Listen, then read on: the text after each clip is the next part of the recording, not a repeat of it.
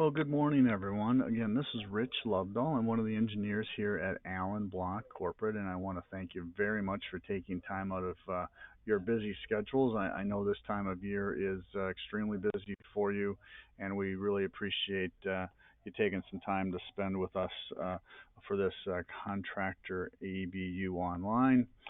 And today's topic is why do walls fail? So, why do walls fail can be handled in maybe one slide. Uh, you know, water management, improper compaction, um, poor soils underneath the wall, poor soils behind the wall, improper design. So, what we're going to do is we're going to talk about these wall failure modes, but in a way of preventing wall failures. So, I actually like this slide a lot. Unfortunately, it is a wall failure, and we don't want to show pictures of wall failures regularly. But if you look into the dirt and the beyond, you can see orange. And I guarantee you, GeoGrid is never orange. This is snow fence that the homeowner had, must have had some, and they decided to go ahead and use it, thinking it was the same. Clearly, snow fence has no tensile strength. It's not GeoGrid whatsoever. So this was a failure just waiting to happen from the moment they built the wall. So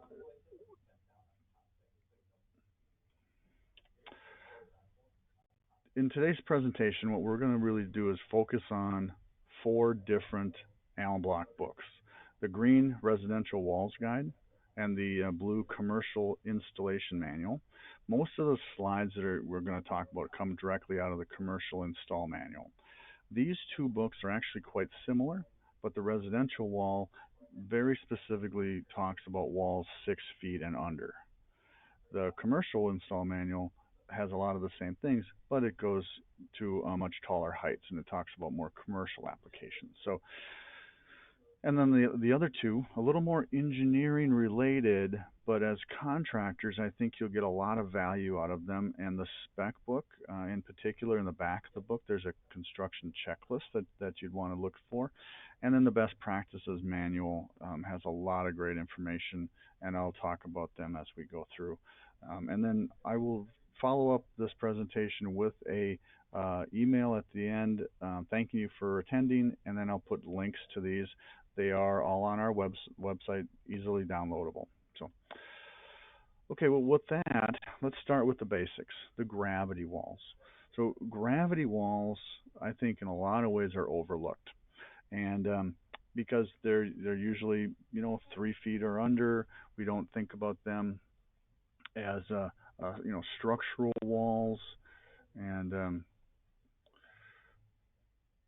they're often put in by homeowners or a landscape contractor that's just trying to help out a project. So gravity walls specifically they only use their weight to resist what's behind it. So if there's a fence or if there's a surcharge or anything like that, uh, gravity walls typically can't hold them up. And that's an Allen block or a complete SRW world that the 1 foot deep common units can only hold a certain amount up. And on page 13 of the commercial install manual, we have a chart that will give you the rough heights of gravity walls with certain surcharges. Level, top, above, there's no surcharge. That's like a lawnmower above. That's okay. Um, Residential driveway, about 100 pounds per square foot, and or the 3-to-1 maximum slope above.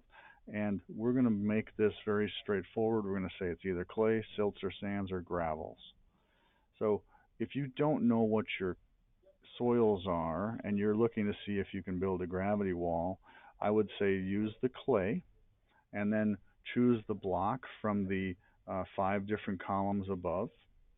And then you can see if you look at the clay for the 6-degree AB collection, with a driveway above, you'll be hard pressed to get 1 foot 4 inches of gravity wall height before you need GeoGrid. So I'm a strong supporter of GeoGrid. I think that it is cheap insurance. You guys out there using it, I'm sure initially you thought, oh, this is hard to put in. But I bet after you've put in a number of walls, GeoGrid's pretty straightforward. And when I should mention when you have a question, the way this webinar is set up is that you guys are in mute, and on the side you can type in questions. So go ahead and do that, and I'll stop intermittently and ask them as we go. And Brian, you've asked where you can get the commercial manual. It's on our website, and I'll direct you to that um, at the end and in that follow-up email. So GeoGrid. So GeoGrid really is kind of amazing stuff. Okay, GeoGrid is typically a polyester. It's coated so that the polyesters fabrics don't deteriorate or biodegrade over time. They go between the courses of block, and if you're doing landscape walls and you're using Allen block grid rolls, those are lightweight grids and they're strong in both directions, so they're called bidirectional grids, and they can be rolled along the wall. So simply take your 3 or 4 foot roll that you get out of the red bags, and you can roll them along the wall and then butt them together, and they come in 50-foot lengths. If you're doing a commercial project, chances are you're using a uniaxial grid or a strong in one direction, and that's typically in the roll direction. So those rolls typically come to the job site at about 6 foot wide. 250 feet is a common number of feet on a roll, and you would put that perpendicular from the facing, roll it out, cut your length, roll it out, cut your length, butting up the seams from side to side as you go along the wall. So understanding what grid you're using and what direction it should go in is a huge benefit. I have been part of walls where the contractor has taken a uniaxial grid and rolled it along the wall.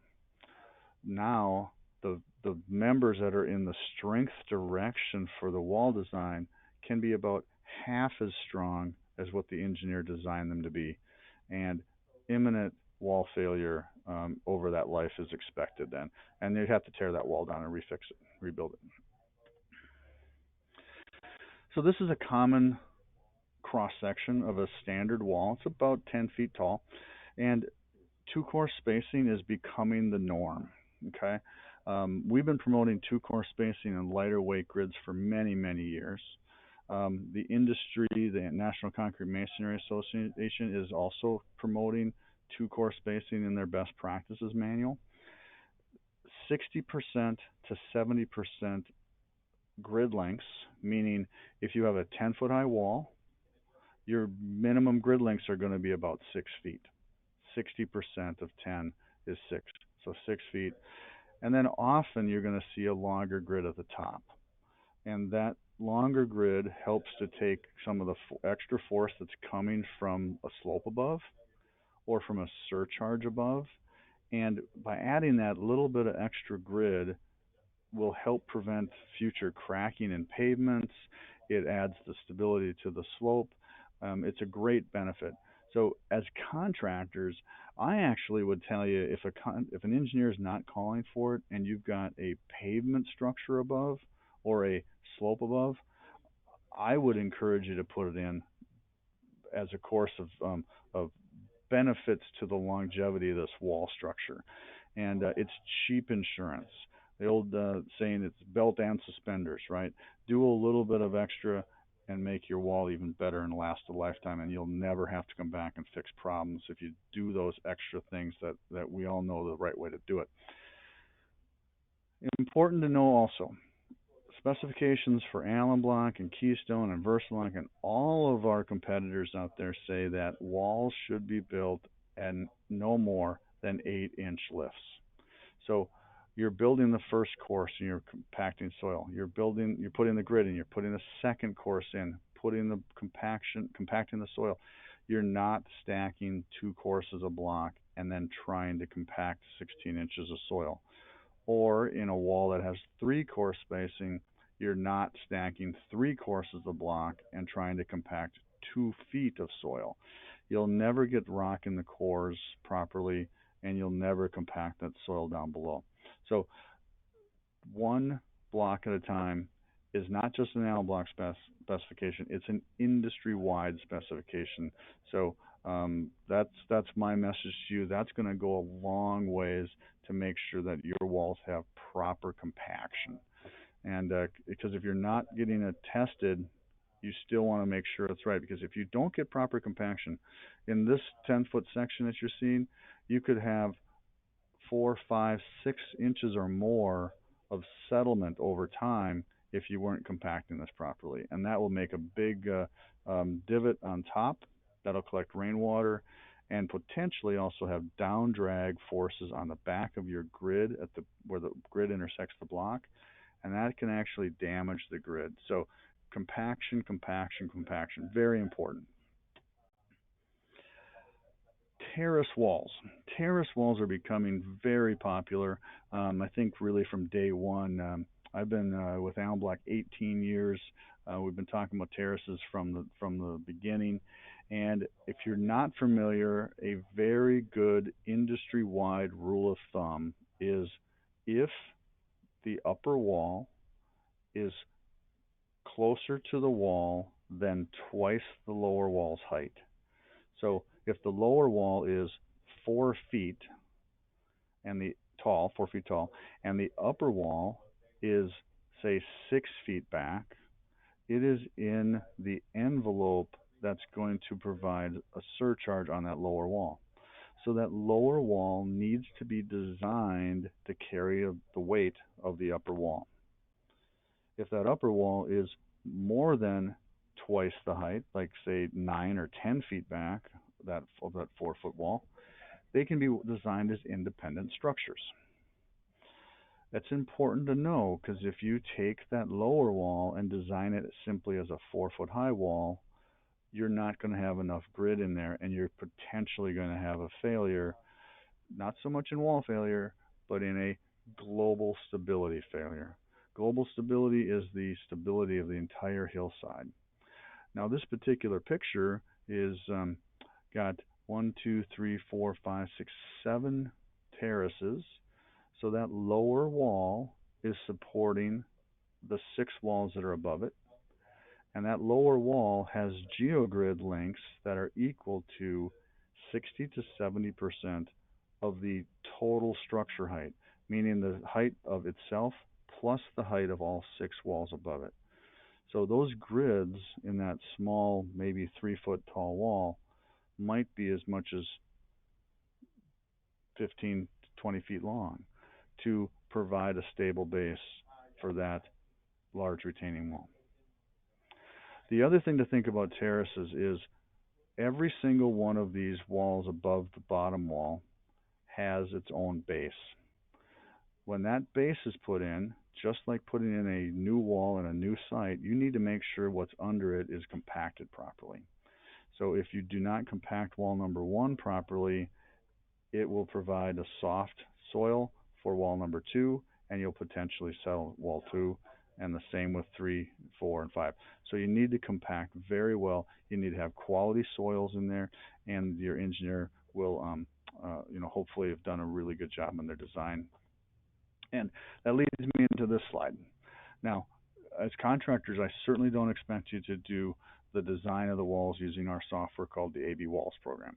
But the reason I leave this in is to let you know that the engineers that work on projects you're building have an awesome tool at their disposal to help make sure they're building these or designing these walls correctly and safely to last a lifetime.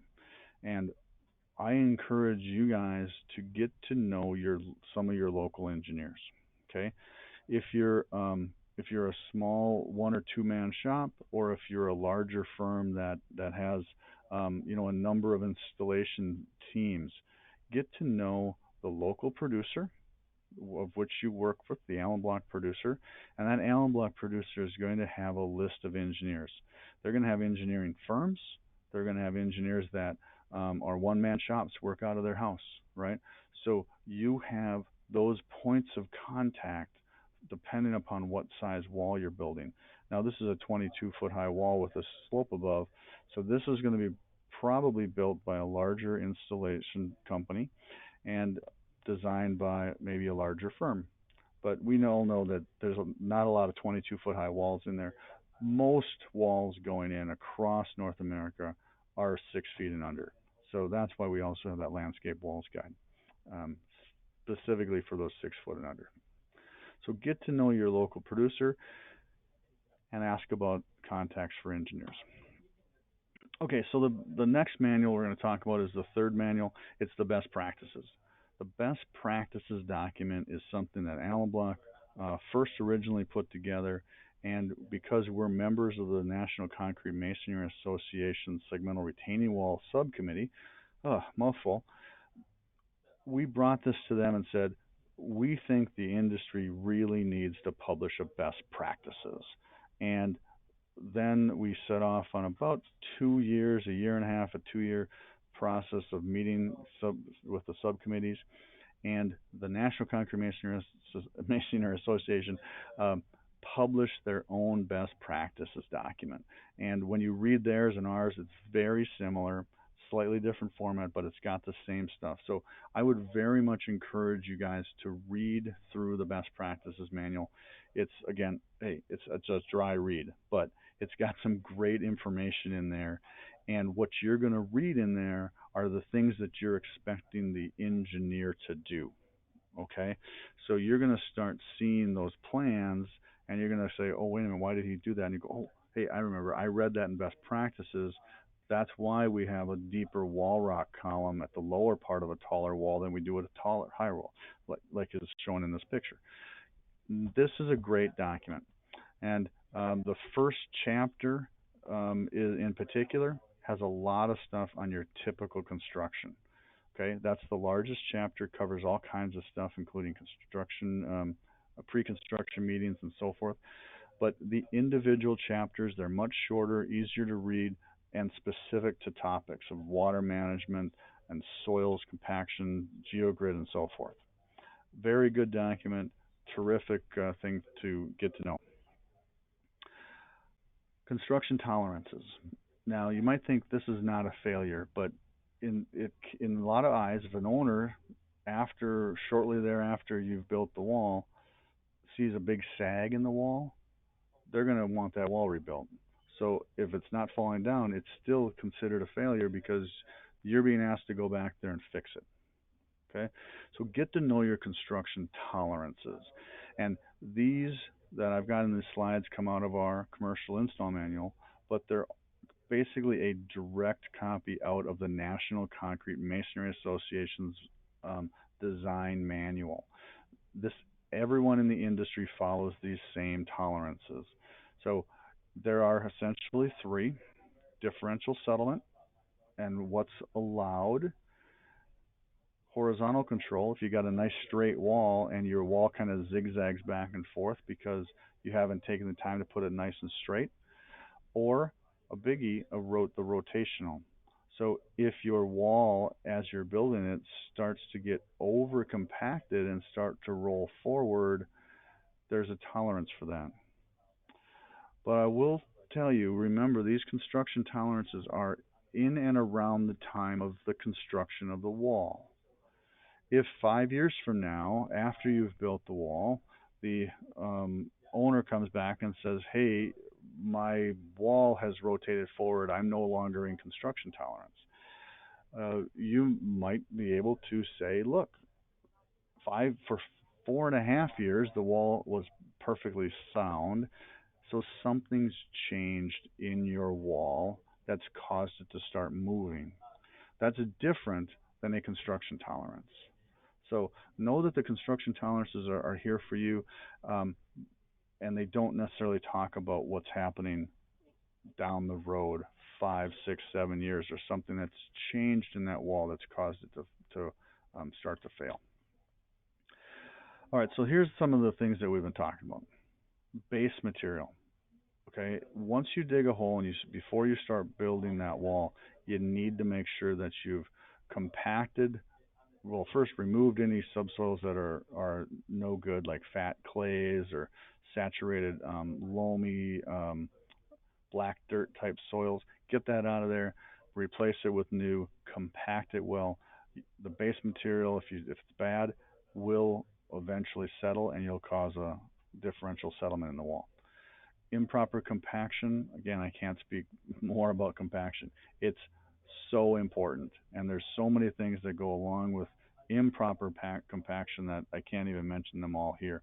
Um, Improper grid placement, grid orientation, rolling it along the wall when it should be perpendicular, putting it in the wrong grid, wrong location, three-core spacing when the engineer called for two, or lighter weight grids. You put the wrong grid in the wrong course, right?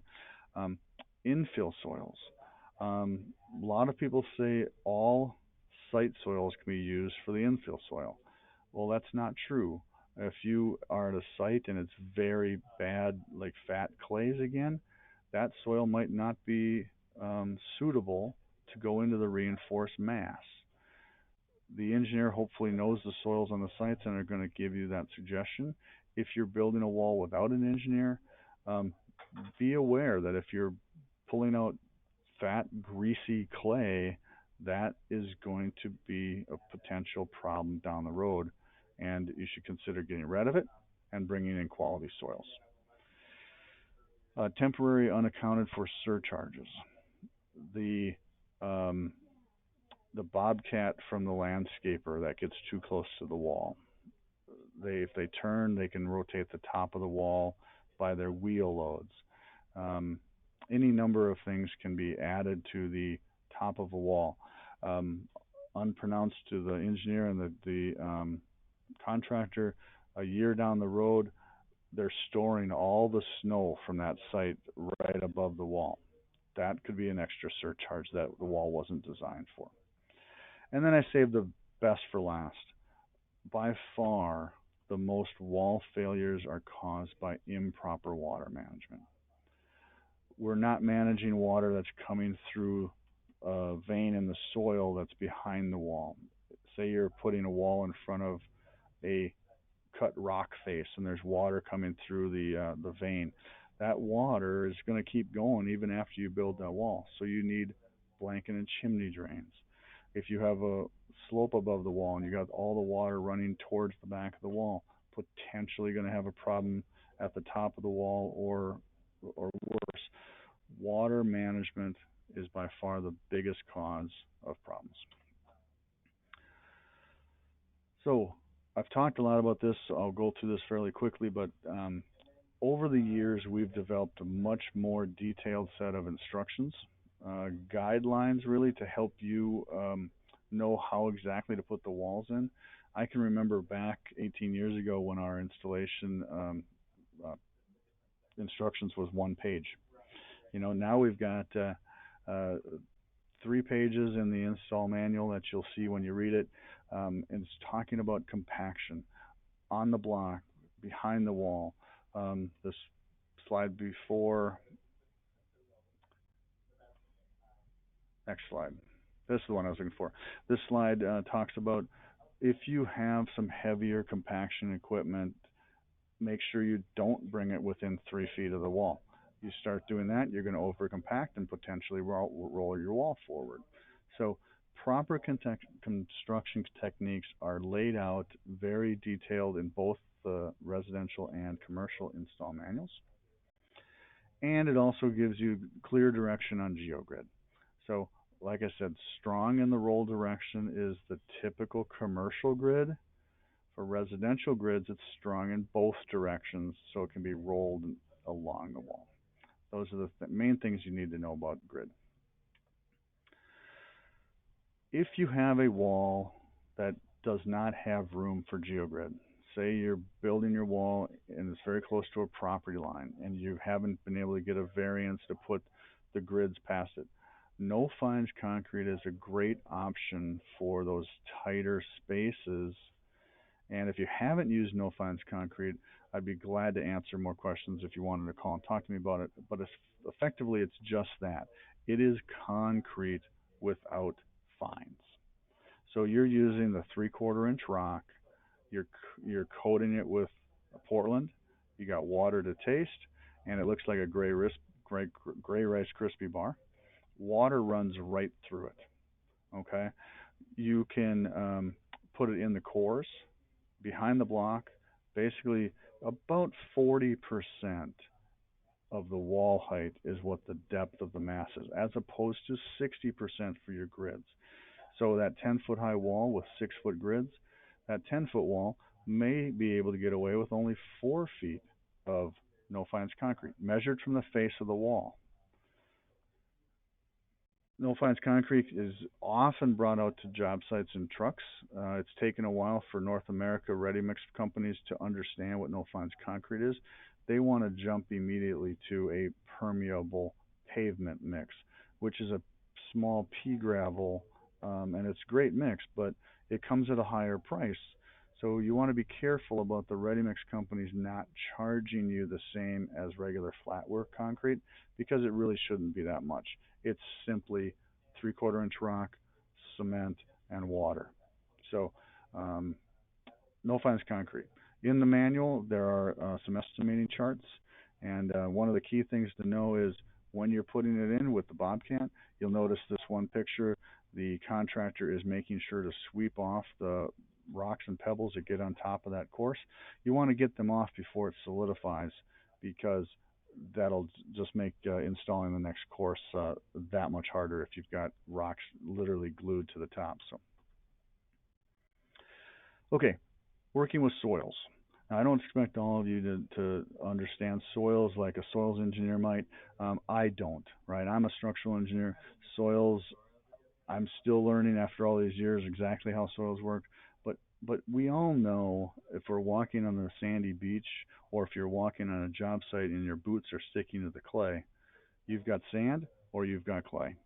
So when in doubt, if you're looking at any of these charts, assume the clay soils, because those are going to be the give you the worst case scenario for your wall. Okay. And I've kind of talked about compaction enough. I'll breeze through this, but again, compact and 8-inch lifts, and then of course water management. I touched on that earlier. You need to make sure that you're managing the water. This plan view at the top shows we're routing water away from the walls, away from the walls. If you are running water towards the wall, you may have a blanket or chimney drain needed to capture the water that's coming from behind, route it to the bottom, and out the face of the wall. So there's a lot of things that go into water management, but you need to remember the key to it is we're trying to keep the reinforced mass as dry as possible. If the reinforced mass becomes saturated with water, the soil dynamics completely change. It's it might be a 28-degree silty sand, but if it starts to absorb water, it's going to get a lot heavier, and then internally the strength inside the wall is going to diminish greatly. So keep your walls as dry as possible. Inspection checklist. As mentioned earlier, this is in the back of the spec book. It's also in the commercial install manual. These questions are something I'd like you guys to all read through, because I'm hopeful that before a job starts, you're invited to a pre-construction meeting, or maybe you're calling the pre-construction meeting. You want to get the engineer there. You want to get the fence installer. If there's a fence above the wall, you want to know about that fence before you get to the top of the wall. So, and so does the engineer. If they might have to put longer grids at the top to handle the overturning force from that fence or guardrail. You may need to stop construction at a certain height so the fence installer can come in and place their sleevets from StrataGrid. Pre-construction meetings are very important, even for small walls. And these are going to give you a list of questions that will be very helpful to make sure you've got your all your I's dotted and your T's crossed before you put the shovel in the ground for the first time. And then the last few slides that I'm talking to you about is the block themselves. Okay, the industry looks to ASTM 1372. 1372 is specifically the guidelines to all of us SRW manufacturers that we have to make our blocks to this minimum level. And typically it's a 3000 psi block. And across my Allen Block North America network, my average compressive strength made at all these different facilities is probably closer to 5,000 psi. So I'm really happy with my production facilities. They make terrific block. The absorption rates are low and the compressive strength is high. That makes for a really quality block. And you can get this information from your producer rep if you need it for your submittal packages. But just know that we are all following this same set of rules, so to speak, on how to make our block. 1372. And the last part of the butt block is durability. Now, if you've been around the industry for a while, you know that if segmental blocks, especially the early days, 20 years ago, if they were in high salt environments along roadways, they would start to deteriorate because the salt would infiltrate into the grains of the block and cause a problem. So ASTM, the National Concrete Masonry Association, and ASTM came up with a test called 1262. 1262 is specific about the durability and it gives you guidelines on how to test your block.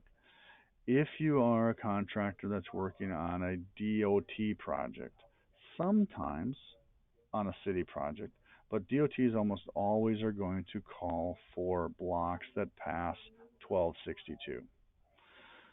If you're working on that, the local producer needs to plan ahead and make sure that their blocks have been tested and that those blocks pass ASTM 1262. It's a bit of an arduous task depending upon the DOT. Like here in Minnesota, where Allen Block is headquartered, Minnesota requires us to test the block in saline or salt solution. And it's a very difficult test to pass. My local producer can make a block that passes that. And so if you are working on that type of project, make sure that the producer makes the block, can pass the block, and can make it for your project. So. Okay, so in conclusion, we talked about improper design, right? The local engineer, did they do something wrong? Did they use the wrong soils or something? Industry construction tolerances, get to know them, understand how they work, and why you could have a problem with one of those three that I mentioned. Wall construction, follow the guidelines. Don't cut corners. The corners that you cut you think may save you time, but they may end up having you come back and rebuild the wall. And it is, we all know the old saying, it's cheaper to build it once than twice, right? So do a good job on that wall the first time. Product standards, those ASTMs, understand that they all meet those, and if they don't, well, they all meet them. So, like I said, hard pressed for my guys to have anything lower than a 5,000 psi block, which is a great block. And then lastly, educating. Okay, you're taking the time out of your schedule to sit through this to continue your education to becoming that go-to installer that people want to build their walls because they know you build them right. Okay, that's what you're doing. We do these presentations once a month, different topics. I invite you to attend all of them, and it's our way of sharing, but also go to the contractor certification classes that are at your local producers. Go to your DIY sessions that might be held at dealers. Get to know your dealers, get to know your producers. You'll start getting word of mouth clients. Okay, so residential wall guides. Again, all four books are on our website, Residential Walls Guide. If you go to allenblock.com in the upper um, right corner, you're going to see the ability to check homeowner or click on homeowner, contractor, or engineer. When you go there, you can find this book under the catalogs under either homeowner or contractor. The commercial install manual you will find under contractor or engineer. The spec book, again, contractor or engineer. And the best practices, contractor or engineer. So, again, look for the catalogs. Um, After you've gone to that page, scroll down, there's an icon that says catalogs. Click on it, and then you'll be able to choose retaining walls and find these documents. PDF downloads, but again, I will follow up with you on with an email, and I'll put the links in that email as well. So with that, I just want to thank you again, and I don't see any additional questions here. So, oh, sorry, here's one. Yeah, we absolutely have tech sheets. Thanks for asking the question. Tech sheets, again, would be under that same area, catalogs, and you'd see these manuals. Somewhere down on the second or third line, you're going to see a clickable spot for tech sheets, and we've got numerous tech sheets. We've got specific tech sheets on specific topics. If I don't remember the count offhand, but I bet I've got 20 different tech sheets or more out there. So absolutely, and they're all printable. Print them off and hand them out as you need to, for sure.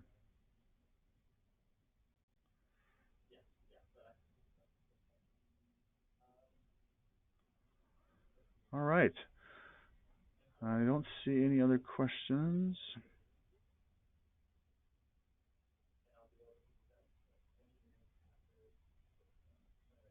Yep. Okay, that seems to be it. So everybody, thank you so much, and I hope to talk to you again all next month. Not aware of the topic at the moment, but keep track of your contractor newsletter that comes out every quarter. It has the full list on them, and you can sign up right from that sheet. So, thanks again, and have a great rest of your day.